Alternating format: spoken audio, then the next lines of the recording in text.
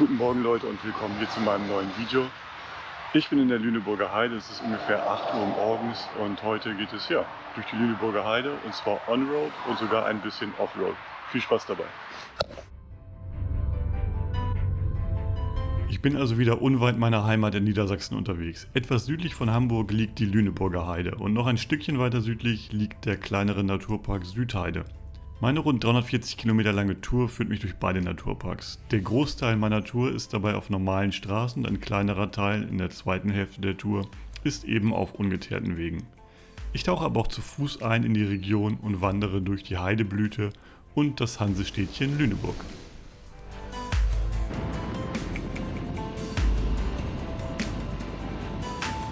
Es soll ein heißer Tag werden und so fahre ich die Lüneburger Heide schon in der goldenen Morgensonne an. Neben den riesigen Heideflächen, die Jahr für Jahr hunderttausende Besucher anziehen, gibt es heute auch erfreulich viele Waldflächen. Diese gehen zurück auf große Aufforstungsaktionen im 19. Jahrhundert.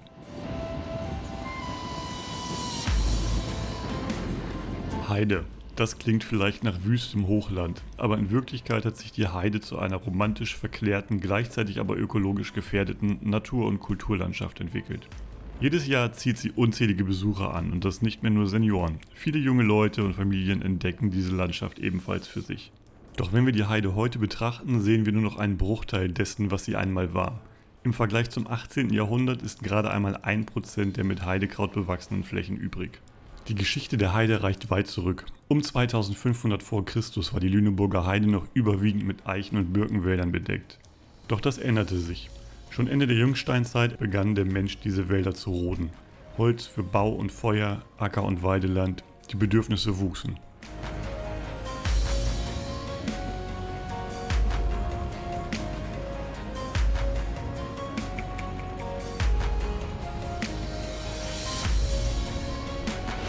Pünktlich zur Heideblüte bin ich in die Lüneburger Heide gefahren. Als Faustformel sagt man, die Heide blüht zwischen dem 8.8. und 9.9.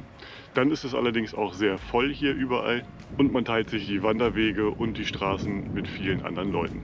Direkt mit dem Motorrad in die Heide fahren kann man eher weniger, dafür gibt es viele schöne Wanderwege, die hier durchführen. Der bekannteste ist wahrscheinlich der mehrtägige Heidschnuckenweg, den man laufen kann.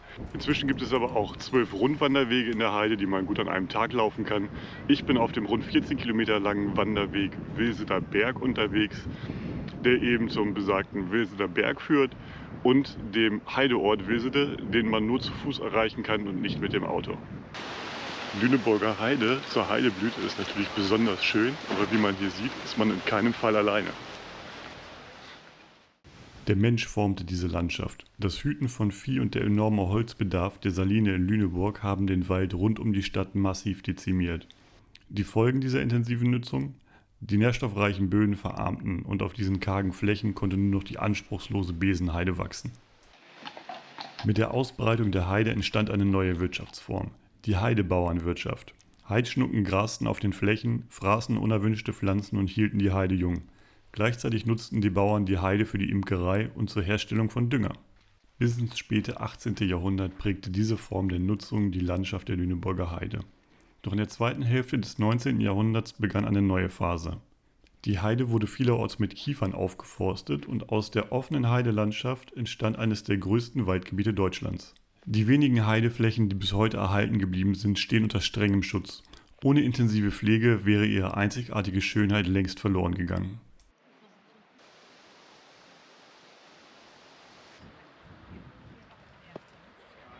Ja, das war der Wilseder Berg mit 169 Metern, die höchste Erhebung hier in der Lüneburger Heide.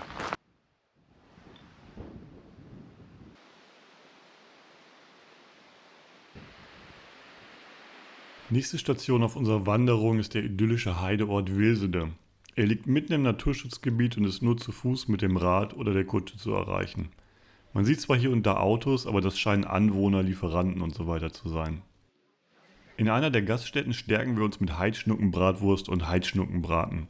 Die Andenkenläden wie auch das Museum lassen wir aus, sondern wandern gegen die Mittagsmüdigkeit an Richtung Totengrund.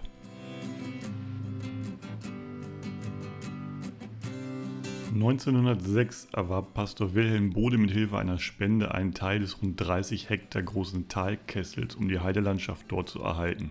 Nicht zuletzt der Totengrund macht diese Wandertour zu einer der beliebtesten, denn hier kann man sich an Heide satt sehen, wenn man schon extra dafür anreist. Ich bereue es etwas, hier erst zur Mittagszeit lang zu wandern, denn was Fotografen und Filmer hier um Sonnenauf- und Untergang an Bildern einfangen, ist wunderschön. Wer weiß, wenn ihr das Video reichlich liked und kommentiert, vielleicht komme ich dann nochmal hierher.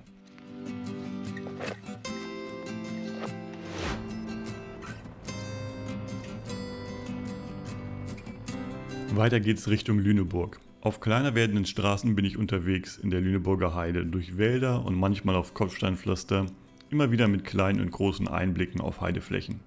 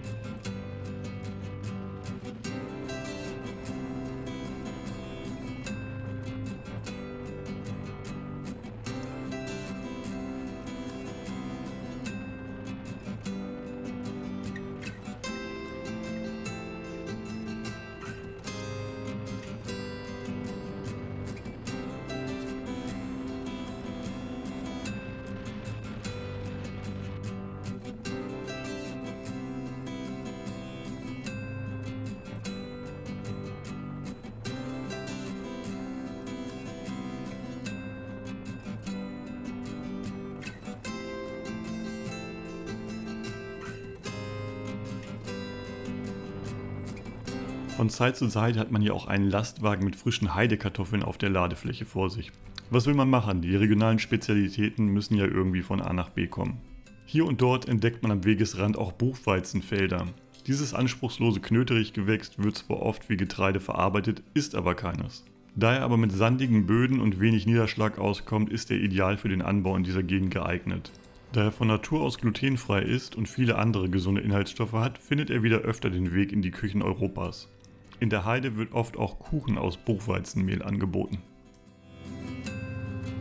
Herzlich willkommen in der Hansestadt Lüneburg.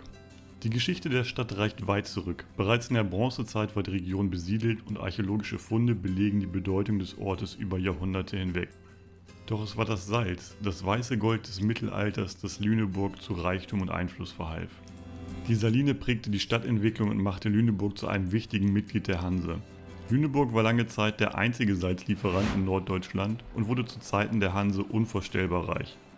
Mit dem Salz aus der unterirdischen Salzsohle wurden beispielsweise Heringe aus der Ostsee gepögelt und konnten so weit im Landesinneren verkauft werden.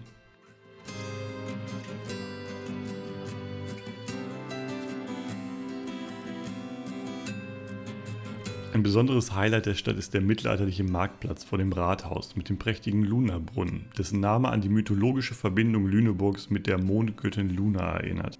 Lüneburg hat eine besondere Verbindung zur Mondgöttin Luna, die auf einem etymologischen Irrtum beruht. Im 16. und 17. Jahrhundert glaubten die Lüneburger fälschlicherweise, dass ihre Stadt eine römische Siedlung gewesen sei und der Name sich von Luna ableitet. Tatsächlich kommt der Name Lüneburg vom karolingischen Luini für Zuflucht. Unser Rundgang führt uns durch enge Gassen mit Kopfsteinpflaster, vorbei an über 1300 denkmalgeschützten Backsteinhäusern. Besonders sehenswert ist der Platz am Sande, umrahmt von malerischen Bürgerhäusern mit kunstvollen Fassaden. Hier trifft mittelalterlicher Charme auf lebendige Moderne mit Cafés, Boutiquen und pulsierendem Stadtleben.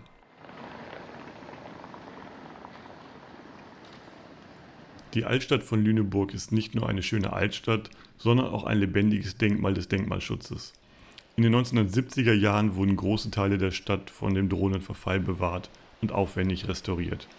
Durch das Abpumpen der Salzsohle unter der Stadt entstanden Hohlräume und viele Gebäude sackten aufgrund dessen ab.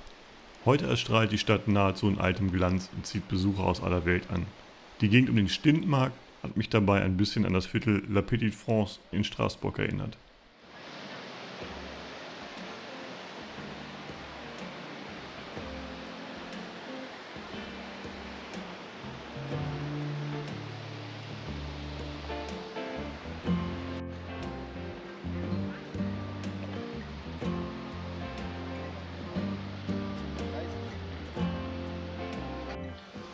Hallo hier aus Lüneburg.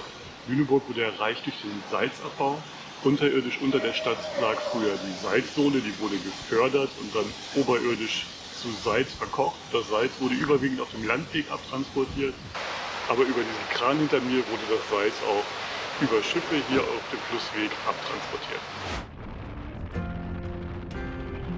Aus Motorradfahrerperspektive sind die Straßen in der Heide eher unspektakulär. Kurvenarm führen sie zum Teil durch schöne kleine Ortschaften, aber wer Schräglagen sucht, wird hier eher nicht fündig. Allerdings gibt es hier eben auch einige Offroad-Passagen, auf denen man legal unterwegs sein kann. Ich bin auf dem Gebiet noch ein echter Anfänger und habe mir extra die Lüneburger Heide ausgesucht, um hier an meinen Fähigkeiten zu arbeiten und auf dem eigenen Motorrad zu üben.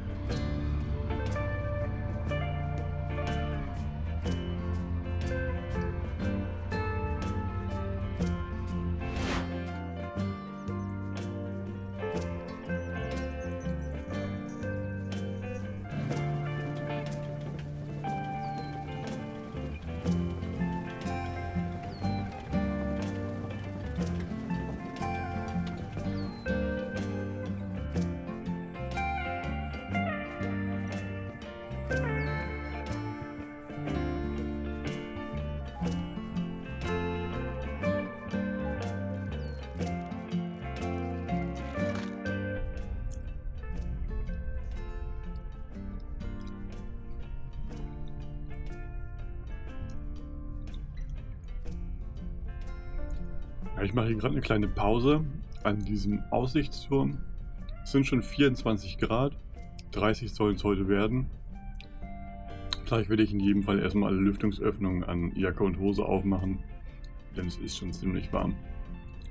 Die Offroad-Passagen, die kleinen, kommen ja erst noch.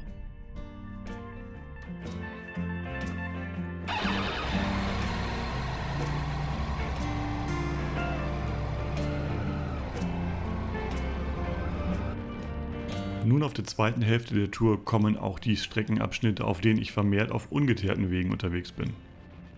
Wie immer findet ihr auch die GPX-Daten zu dieser Tour auf meiner Homepage. Obwohl ich meines Wissens nur auf legal befahrbaren Wegen unterwegs war, sträubt sich kurviger.de diese Strecken zu akzeptieren und macht teils große Bögen um diese Abschnitte. Die Benennung der Wegpunkte gibt euch in der Praxis den entscheidenden Hinweis. Steht ihr also vor einem Wegpunkt unbefestigte Straße, müsst ihr einfach weiter geradeaus fahren und euch zum nächsten Wegpunkt durchschlagen. Falls ihr hier Tipps habt, mit welchen Einstellungen, Programmen oder Apps das besser funktioniert, gebt mir gerne einen Tipp. Ich kenne und nutze zwar auch die App OSM and Apps, aber einen so richtig komfortablen Workflow habe ich damit auch noch nicht gefunden. Der Untergrund auf meinen Abschnitten hier in der Heide ist dann oft sandig oder verdichtetes Mineralgemisch.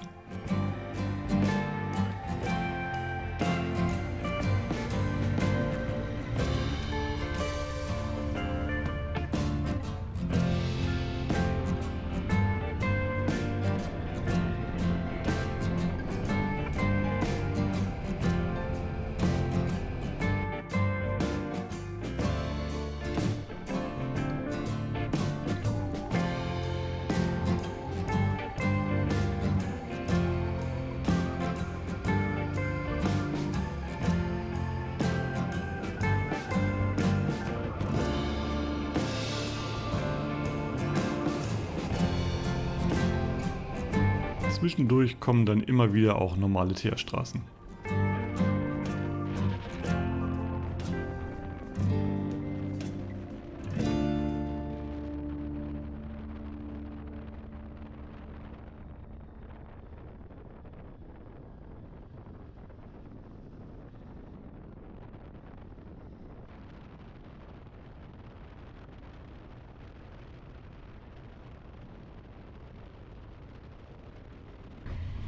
Dann gibt es auch eine kleine Flussdurchfahrt zur Abkühlung. Das macht Laune und kühlt etwas ab. Daher geht es direkt ein zweites Mal hindurch.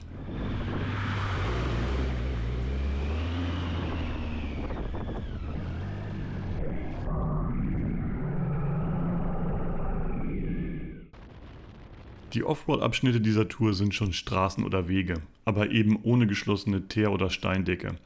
Rückblickend hätte ich durchaus mehr solcher Abschnitte in die Tour einplanen können.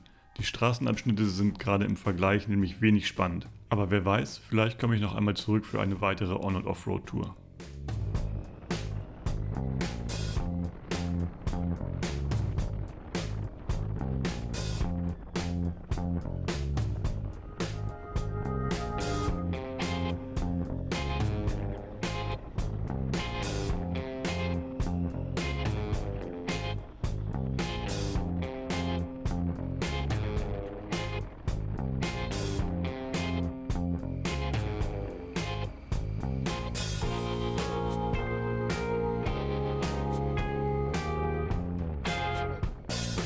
Wer die Familie dabei hat, findet auch abseits der Strecken reichlich Unterhaltung.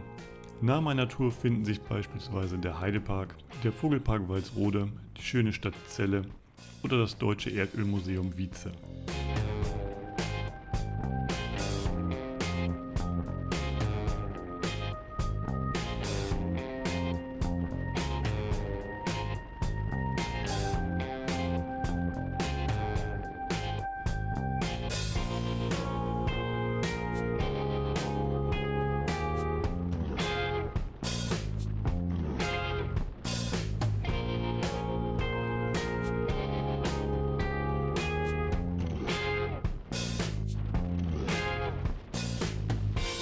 Ich hatte sogar eine zweite Wasserdurchfahrt ins GPX einprogrammiert, aber durch die lange Trockenheit muss ich mir hier die Erfrischung eben denken.